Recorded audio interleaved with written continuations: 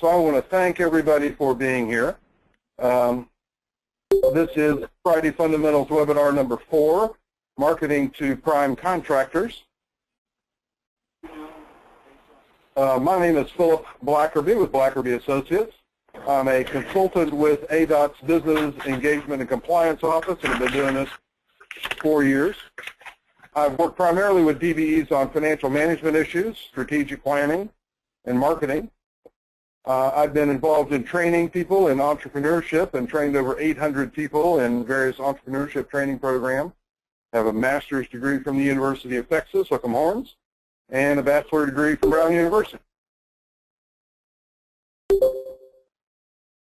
We have some panelists with us today, and let me introduce Sarah Gray, Estimating Coordinator at F&F Construction. She's also their ADOT and DBE Liaison, the 2013 AMCA Mentor of the Year, and 2011 ADOT Construction Champion. Welcome, Sarah. Would you like to say a word or two? Thanks, Phil, for having me and joining us, and I hope I can answer some of your questions on working with Prime. Good. We also have Jeff Hamilton with Sun Construction.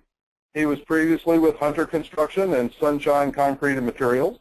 He's worked on projects from 200,000 to 110 million, big projects. He has a bachelor's degree from NAU in Construction Management and Engineering. Jeff, welcome. Thank you. It's good to be here. I hope to provide some good advice, and I hope to work with a lot of you. And lastly, we have Kelly Quesanta. Yeah.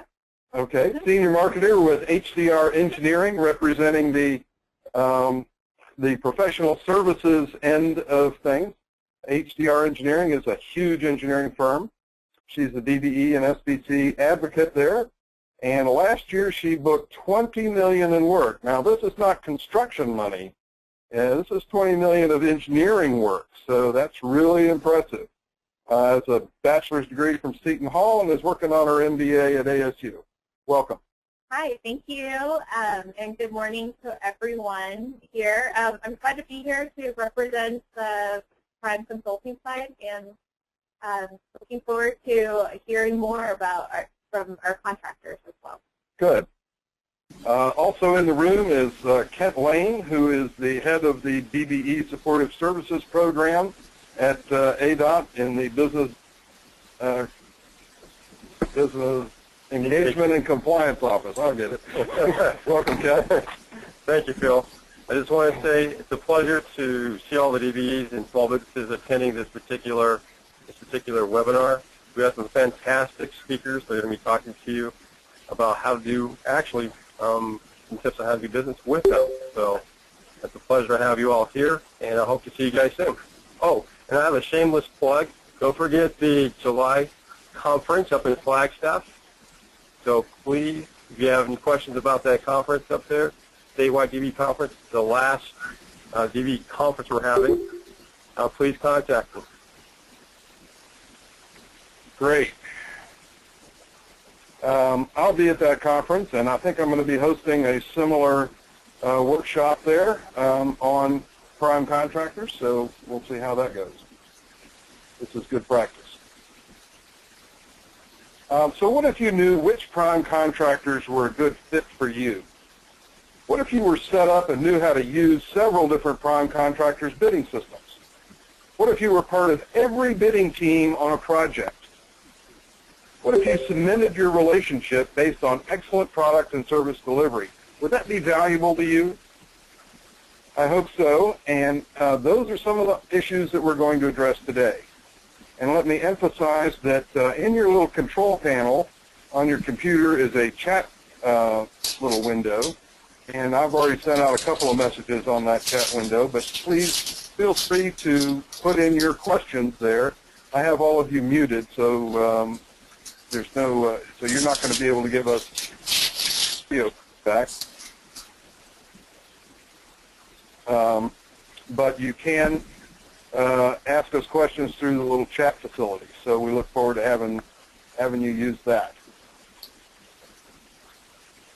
So last month, we talked about any good marketing program has 4 basic steps and that these steps need to be taken in order.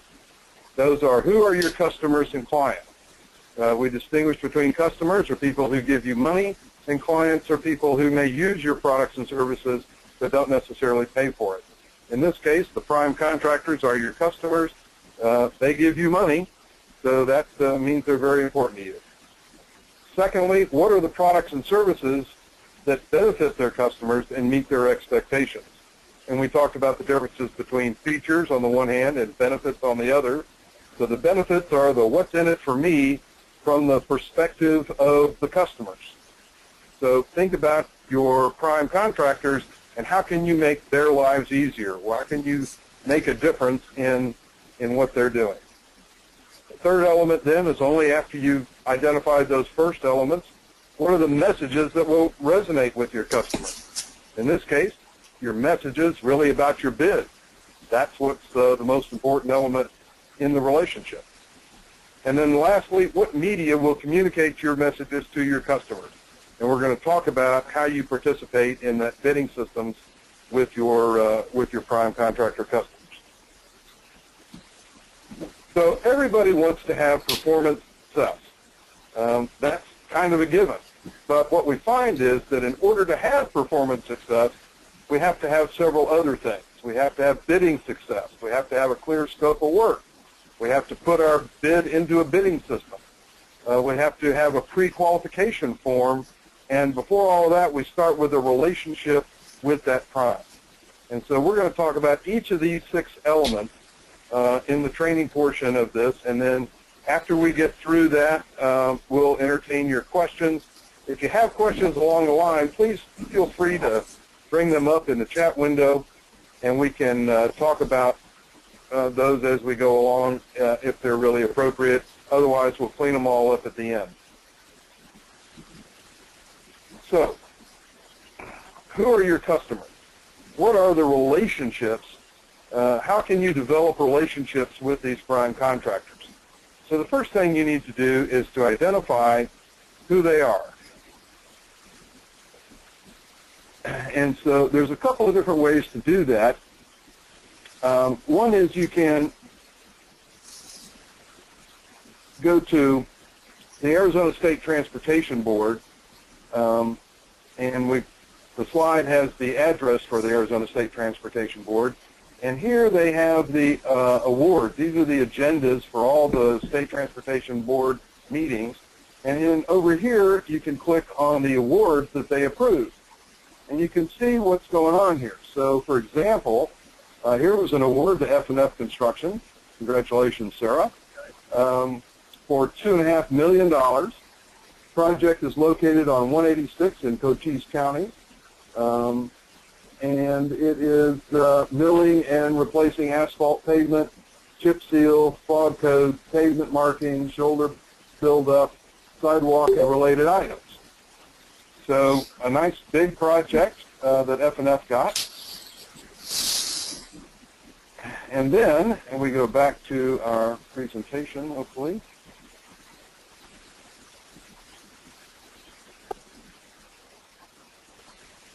We can then go look at the contracts and specifications and bid tabulations for that project.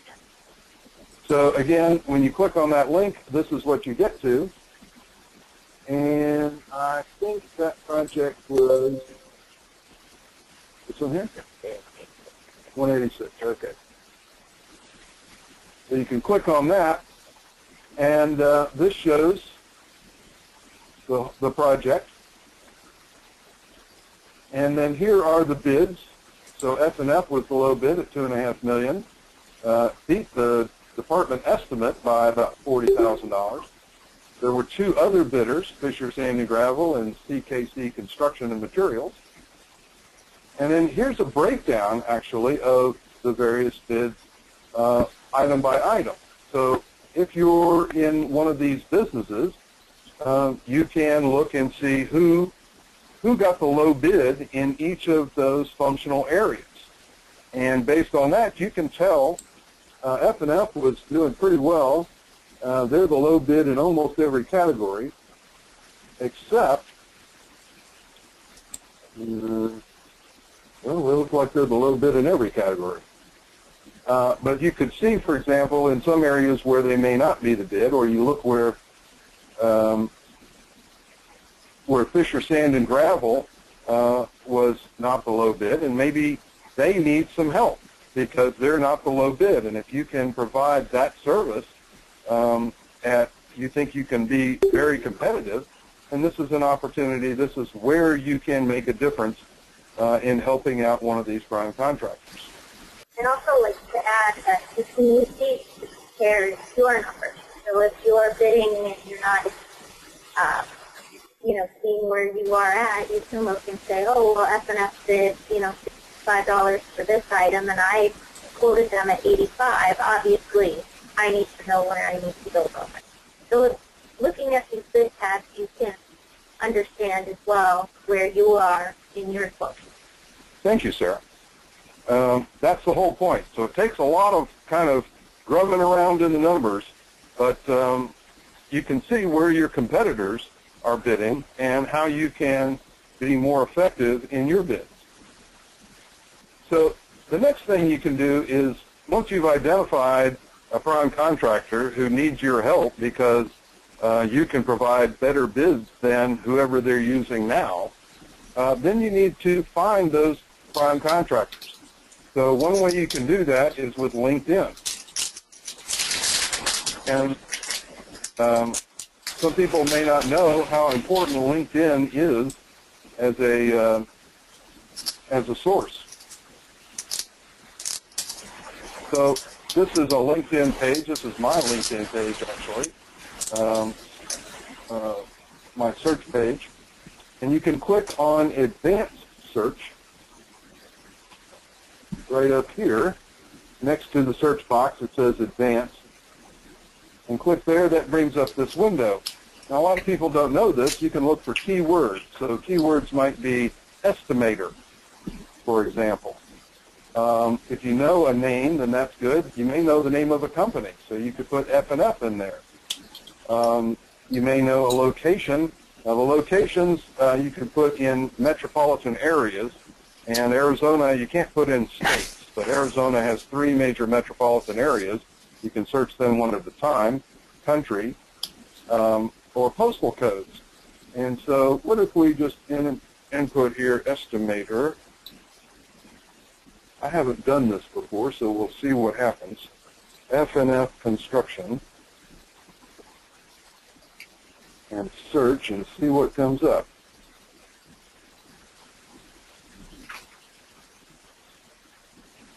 Okay, well, we got lots of estimators at lots of different companies.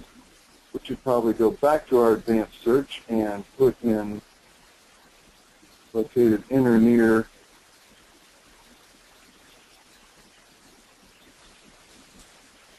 United States.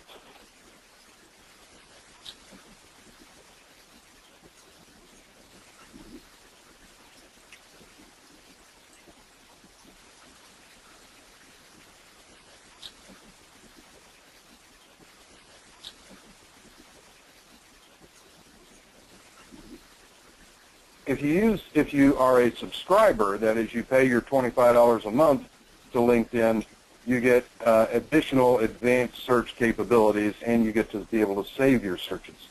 So that might be a worthwhile expense for people who are actively pursuing prime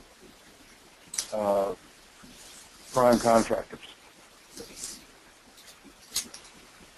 So then you want to meet with these prime contractors, and when you meet with them, you want to have something specific to talk to them about. And so if you go to this site, you'll be able to see what are the upcoming projects.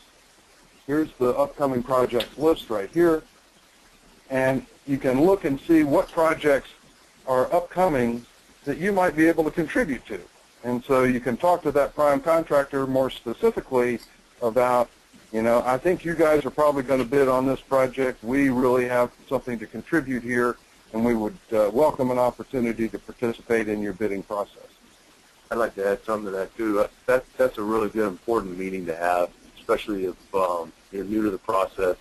and or you're concerned about the ultimate scope of work you might be looking at, we take a lot of time and effort to try to tailor scope and size of projects for specific companies in order to at least not only satisfy their needs, but, you know, make sure that we're not overextending things like bonding capacity or resources and schedule capability. So that's a really important step in the process, as opposed to maybe just blindly submitting a proposal and then hoping for the best on that. So the upfront work and discussions can go a long way.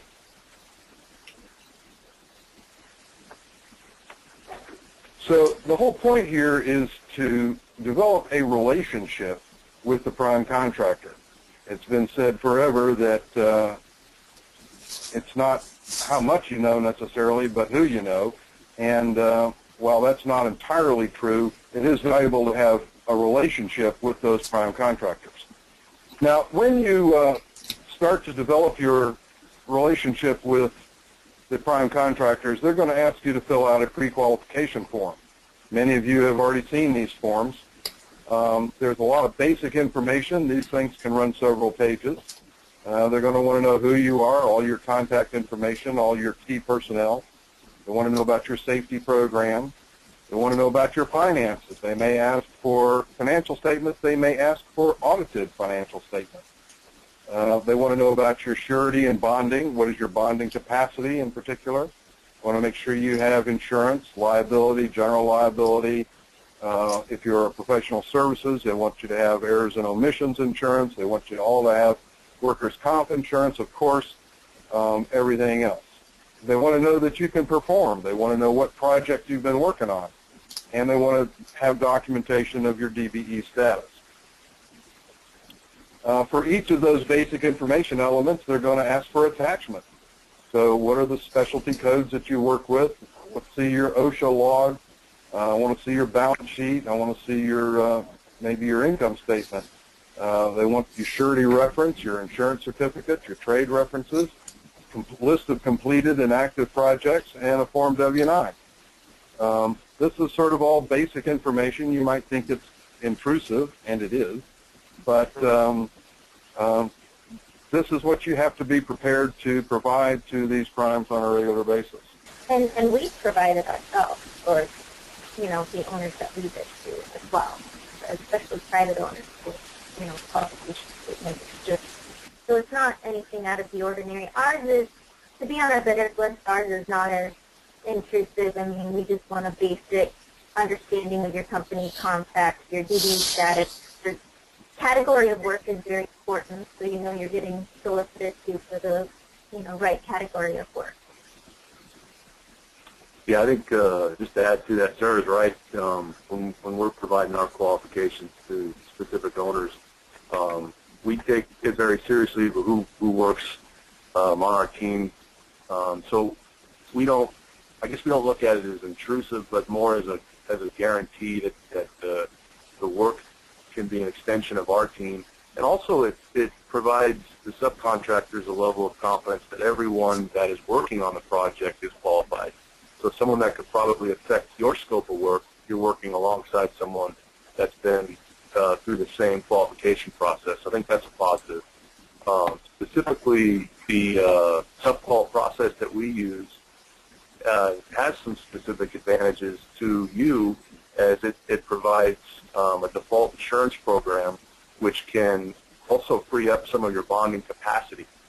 So if you were to work on a project and be pre-qualified with us, you could kind of show that project off book because you fall under our program. So there's another advantage there, and we can go into that if you have questions later. But there are some good reasons for it.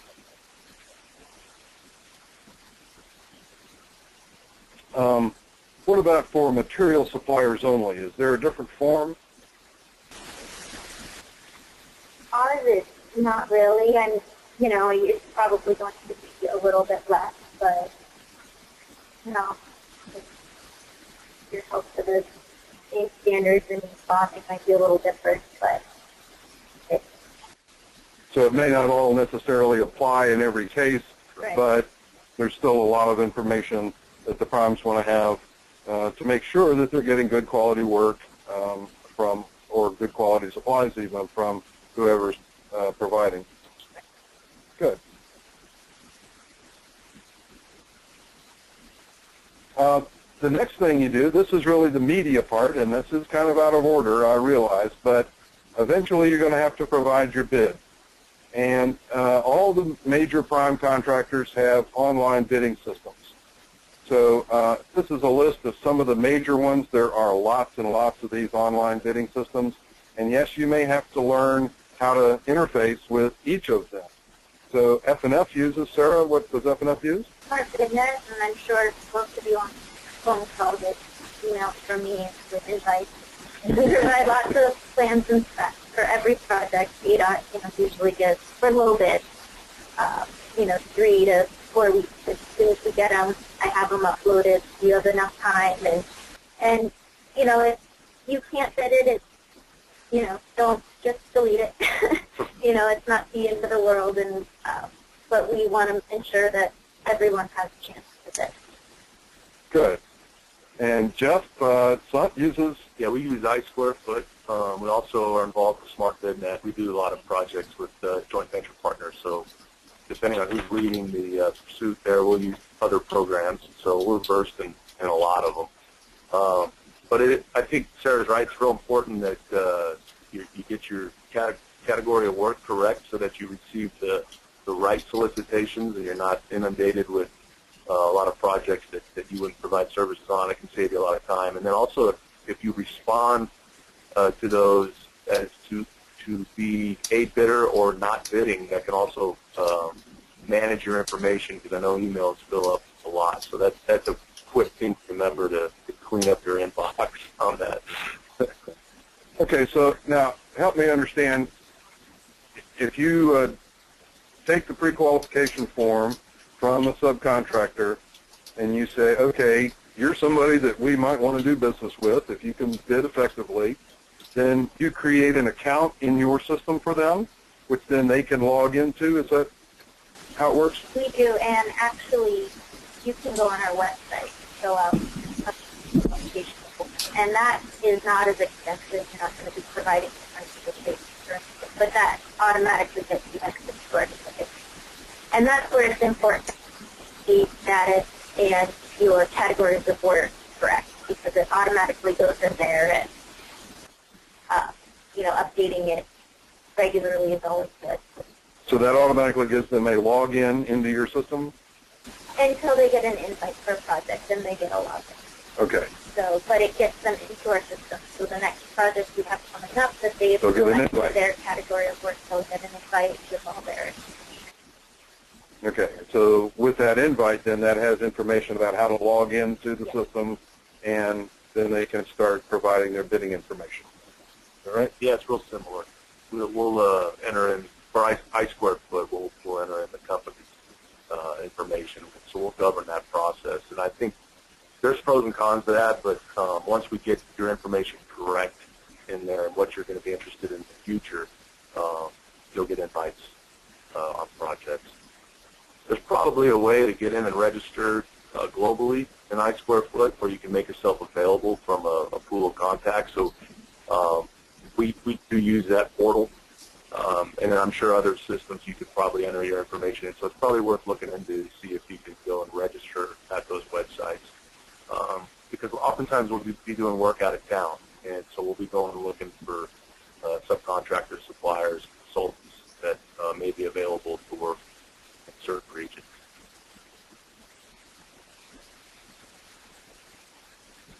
Okay.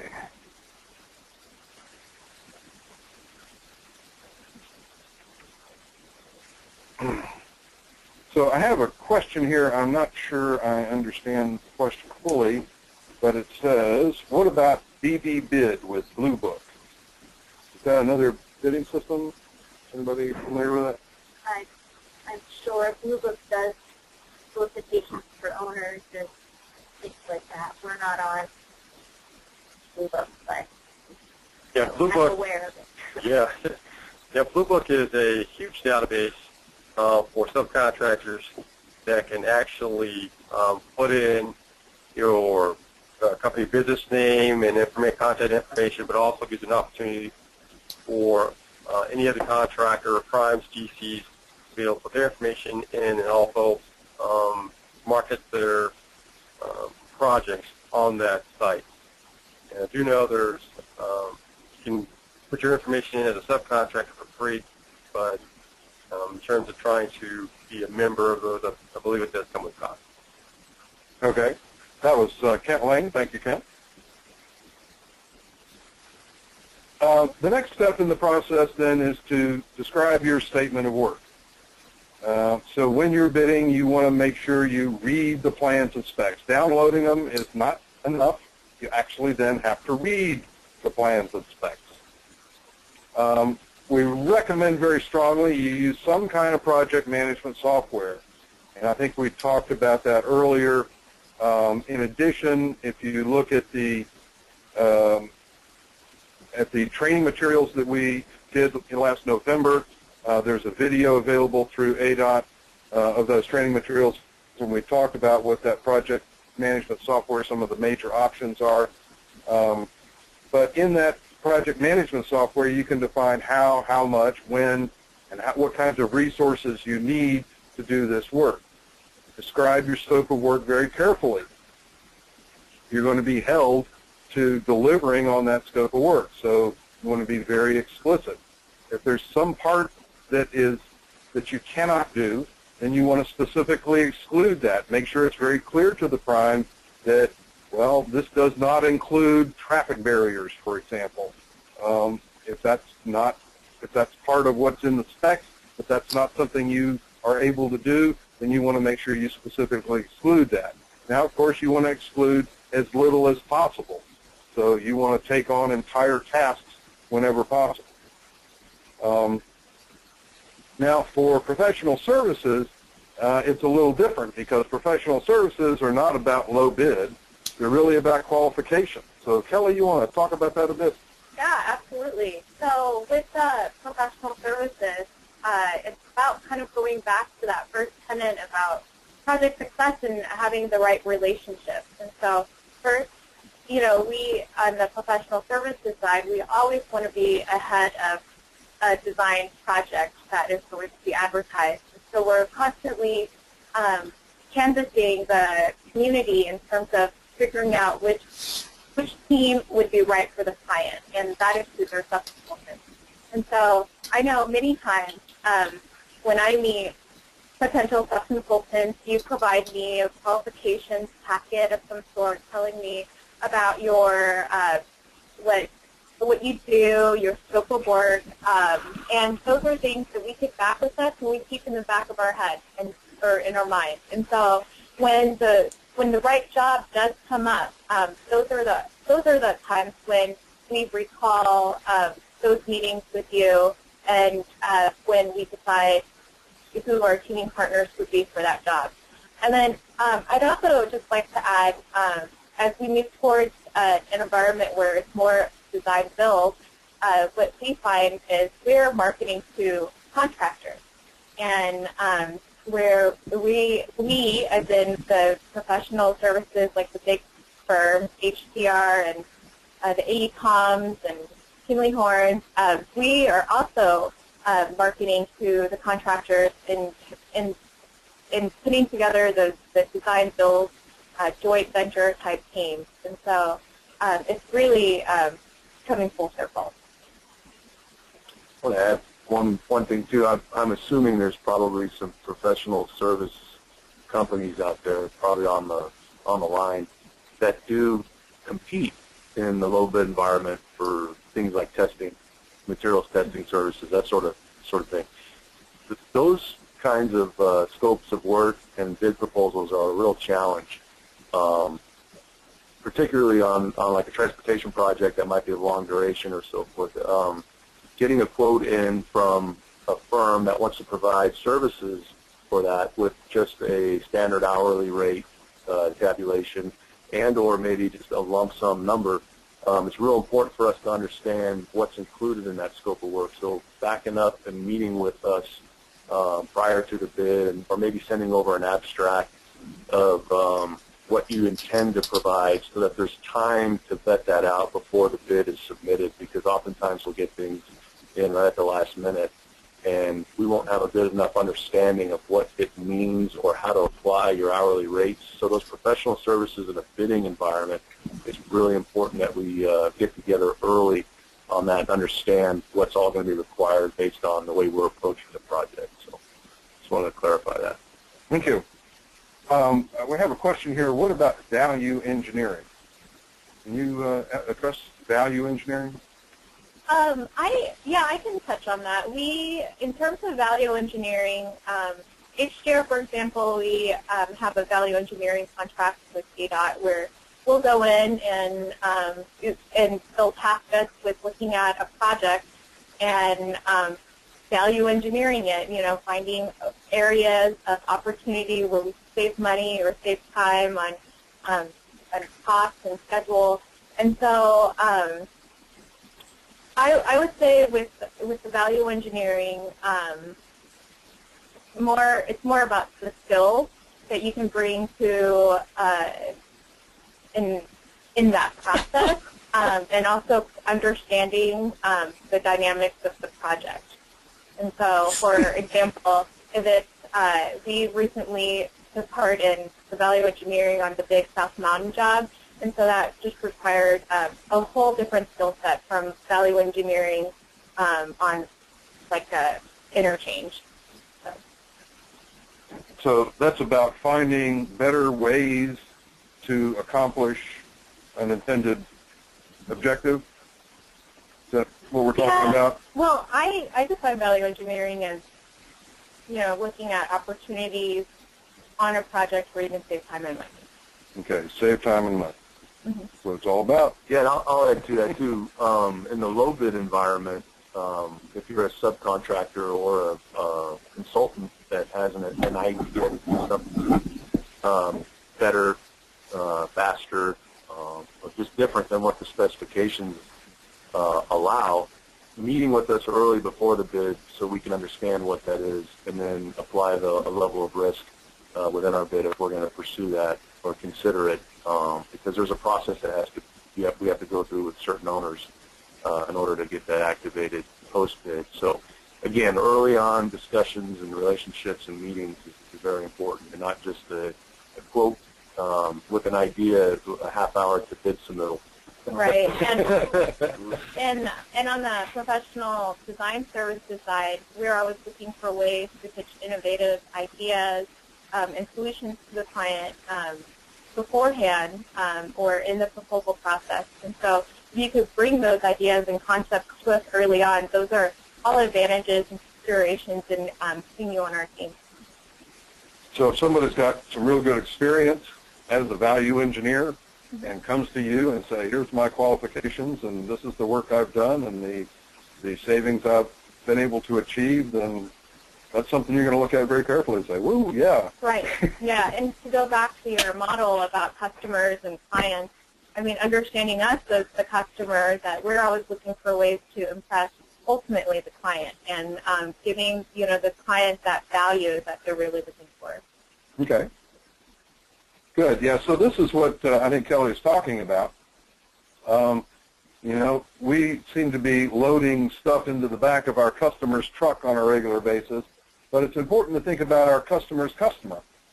So while the prime contractors are a real concern, and you want to make sure you help those prime contractors, what you really want to do is think about what ADOT is trying to achieve on these projects, or whatever owner is involved, because that's who the prime contractor is trying to deal with. So instead of looking just at the back of the truck, look at the front of the truck and see what is your customer trying to do for their customer. And if you can figure out a way to add value in such a way that you make the customer's customer happy, that is the prime's customer happy, then you're going to be way ahead of the game.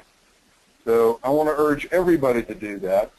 And as we talked earlier about the difference between features and benefits, the benefits are really there in the relationship between your customer and your customer's customer. So it's that relationship between the prime contractor and ADOT, or the prime contractor and some other owner. Those are benefits that you can provide, then that really gets you closer to the head of the line.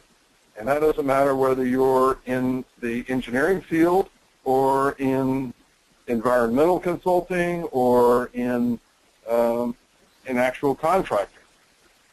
So think about how you can add value to the overall project, not just how you can necessarily meet the plans and specs in the specific project, but how you can really contribute to the success of the overall project. That's what everybody's really interested in. That's a good point. I want to just add one thing there. Philip said something about reading the plans and specs. You can also find, in the DCR documents or the documents prior to the final design for the reason that the project's being delivered. That's where you're going to probably capture the goals of the project and what the customer really needs to get out of it, the importance of it. Sometimes ADOT administers projects for other agencies, and so there's a third truck, right? Right.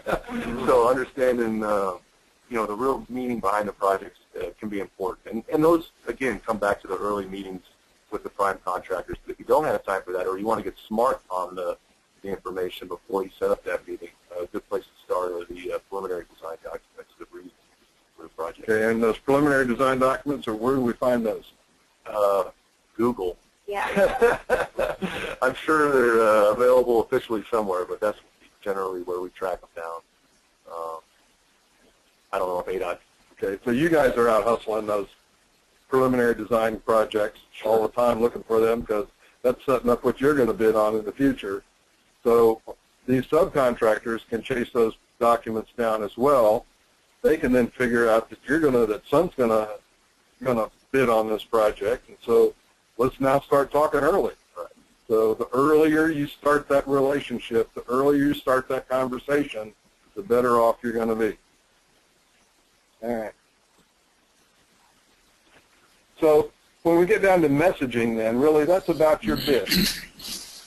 So to put together your bid, you convert your project management plan into a budget. That project management plan that you put together with your project management software, you can usually convert those into a spreadsheet, or some project management systems will generate a budget directly out of their own thing. You hone that budget. Don't worry about it just the first thing that comes up. It's going to be way more money than you really need to bid. So work that budget, get it down as low as you can. Submit your bid early on, days early, weeks early if you have that opportunity. Discuss it with the prime contractor. Show them, this is where my big costs are. This is what's going on here. We've said this over and over again, and we can't emphasize it more. You've got to engage in a conversation. Revise your bid. Just because you submit it once doesn't mean that it's locked in concrete. You can revise your bid as many times as you want as you go through the process. As long as you get it in just before the deadline. If you got a last minute, I just found $10 I can knock off of this bid, submit it and beat the deadline. And then afterward, after you submit your bid, it's valuable to go back and evaluate your success. So you can again go back to those bid ordering, those bid tabulation documents, see where your bid was successful or where it was not successful. See who else is bidding, how did they beat you on their bid. And we understand as a time, sometimes you're not getting numbers from suppliers until last minute, but submitting your scope of what you're going to include and exclude to us, we get a lot of scope the day before, with the understanding that there's going to be numbers involved, but and it just helps give us an idea of what to expect. So, even if you're not going to have your numbers, at least submitting your scope report that's very helpful. That's extremely helpful, yeah. Especially if we get a scope of work where maybe the subcontractors provided more than the services that we would expect, or maybe we're going to decide to self-perform a portion of the scope, and so we can coordinate that and make sure that your bid is really accurate and that you're not potentially overbidding or underbidding something and put you at risk there. So that's important to understand that scope. Right. So the something is, if you have something counterbid, it gives us time to call. Like, hey, just so you know, and allow you to fix that. But if you give it to us 15 minutes before, that's not going to happen. We're going to put it to the side and probably not fix it. All right, so we don't have to submit a bid that's absolutely complete. We can submit the scope of work just by itself, numbers to follow, have that conversation about the scope of work with the prime, and then with now having a better understanding of what the scope of work is and exactly what's required, then we can put in better numbers in a second go through.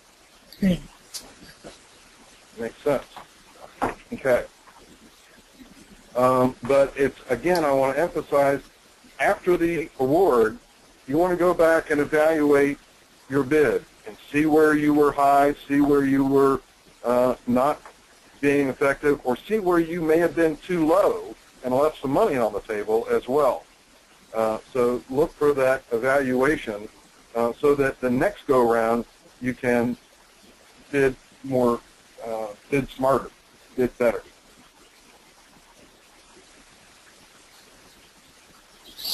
And then last, it's important to plan, to perform. So in order to perform effectively, you have to have a plan.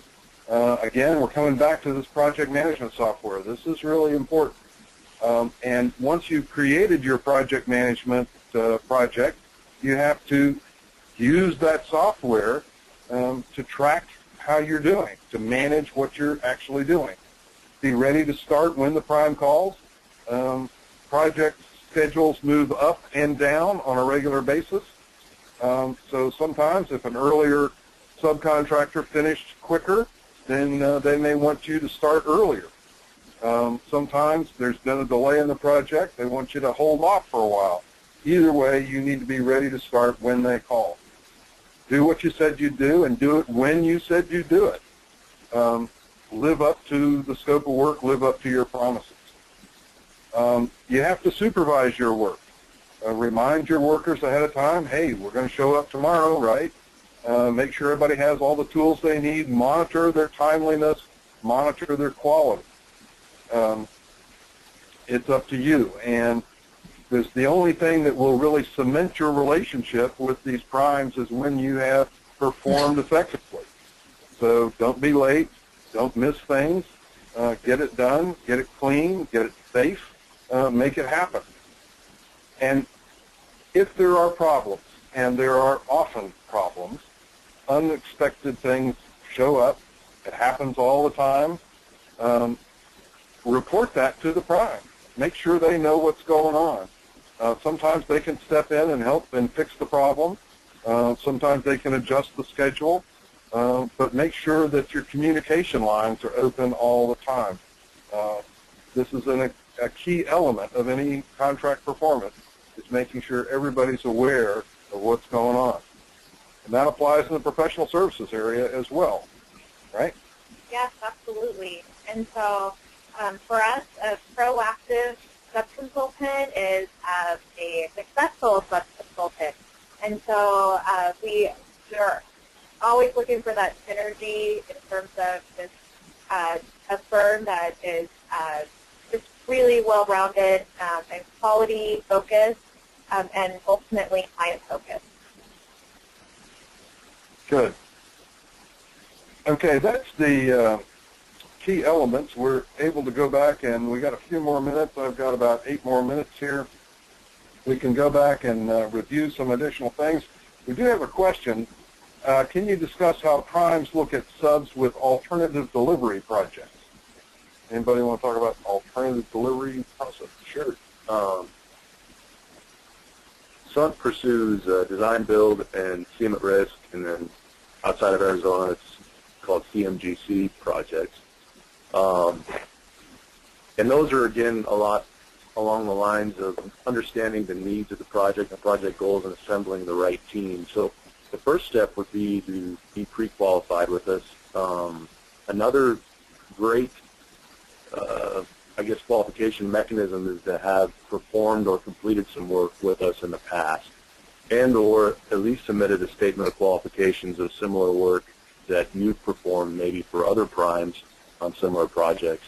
But we really try to analyze and assemble the teams, like we were discussing earlier, to try to create the best for the owner or the ultimate customer on a project like that, because sometimes price isn't even a consideration. It's a qualifications-based selection only on a one-step, for instance, a CMAR job. So that process is a lot longer as far as the pre-construction phase, and so the ultimate work isn't going to be performed immediately as a 60-day time frame once a bid is submitted. So there's an understanding there that the actual book revenue is going to be a ways out. But those are the important things to remember: is the right team members, and then understanding that the actual revenue generating is going to be, depending on the project, sometime in the future. So that's another thing to consider. We've had some pursuits where the pre-construction and design phase has gone on for multiple years, and the subcontractors included on the team may be expecting that revenue to come sooner. So that's an important aspect to understand as well.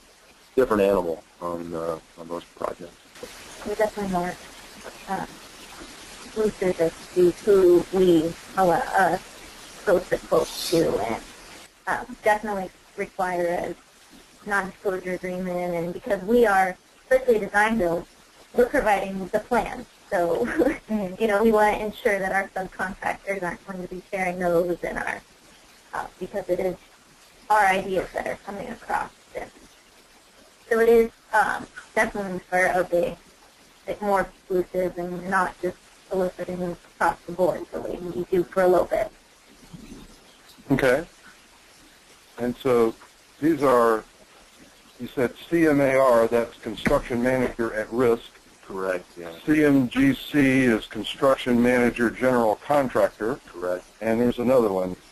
Design build. Design build. Yeah. Okay. Another thing I wanted to add, the subcontractors that are specialized in certain industry may provide some technical approach assistance in our statements of qualifications or the technical proposals that are required to be submitted. So that's a level of effort that is typically performed, for instance, on a one-step selection process, gratis. There really isn't stipend involved, and so there's a level of effort in the pursuit of the project that can be pretty intense. On design builds, there's typically a stipend when there's a price component in final design involved.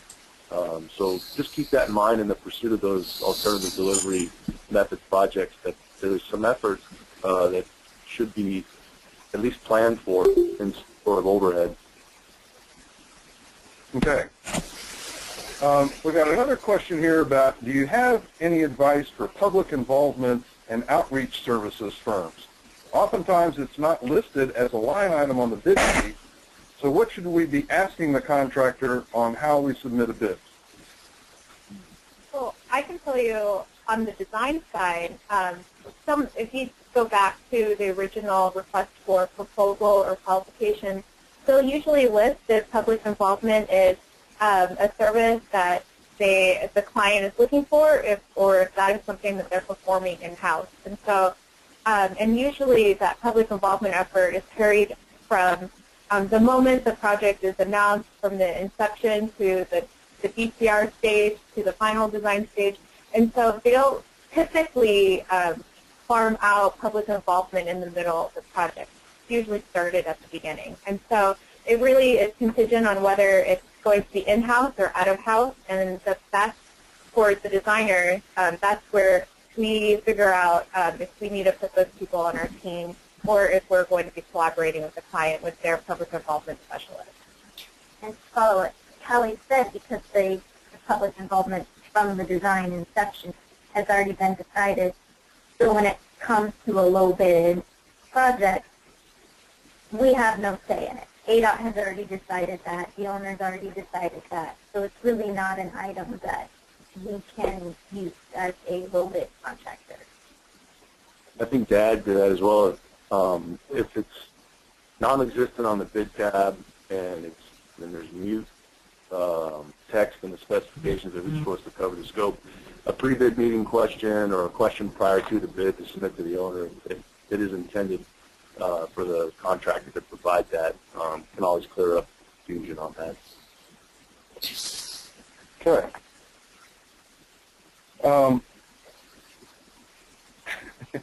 Here we go.